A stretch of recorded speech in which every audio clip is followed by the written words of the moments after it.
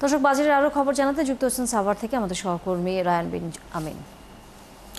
Ryan, জানাবেন, আমরা সবজির দাম বলছিলাম যে অনেক বেশি, কারণ বৃষ্টির কারণে সরবরাহ অনেক কম। এর পাশাপাশি অন্যান্য যেসব পণ্য রয়েছে, মুদি পণ্য, সেগুলোর দাম কেমন দেখছেন, বিশেষ করে চালের?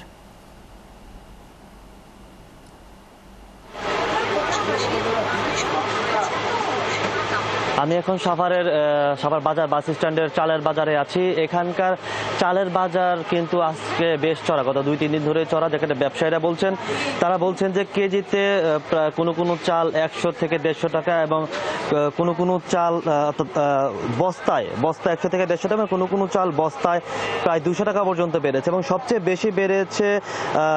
বেশি বেড়েছে মিনিকেট যে চাল, সেই মিনিকেট চালে বস্তায় 25 কেজির যে বস্তা, সেই বস্তায় প্রায় 150 থেকে 200 টাকা পর্যন্ত বেড়েছে। এছাড়া বেড়েছে নাদিরশাল চালের দাম, সেটিও 25 কেজির যে বস্তা, সেই বস্তায় প্রায় 150 থেকে 160 কি 70 টাকা পর্যন্ত বেড়েছে। এবং কেজিতে বেড়েছে 2 থেকে 3 টাকা, কোনো চাল 4 টাকা পর্যন্ত কেজিতে বেড়েছে এই সপ্তাহের ব্যবধানে।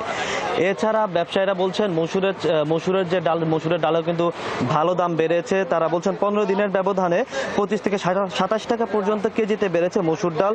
আগে যে মসুর ডাল বিক্রি হতো 130 টাকা কেজিতে, সেই মসুর ডাল এখন বিক্রি হচ্ছে 158 থেকে 160 টাকা কেজিতে। এছাড়া সয়াবিন তেলের দাম বেড়েছে লিটারে। আগে যে 5 লিটারের সয়াবিন তেল বিক্রি হতো 850 টাকা, সেই সয়াবিন তেল এখন বিক্রি হচ্ছে 920 টাকা থেকে 25 টাকা পর্যন্ত। এর বাইরে গুঁড়া দুধের দাম বেড়েছে, চা পাতির দাম বেড়েছে, এবং অন্যান্য যেসব জিনিস, অর্থাৎ নিত্য প্রয়োজনীয় যে জিনিসগুলো আছে, মুদি পণ্য, তারা বলছেন যে কম বেশি প্রায় সবকিছুর দামই বেড়েছে। এছাড়া আমরা মুরগির বাজার ঘুরেছি, মুরগির বাজারও আমরা দেখেছি মুরগির দাম ব্যবসায়ীরা বলছেন তুলনামূলক একটু স্থিতিশীল আসে।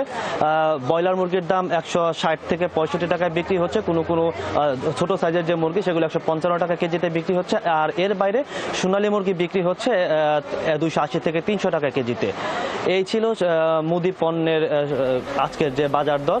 সাভার থেকে এটি ছিল সবশেষ তথ্য।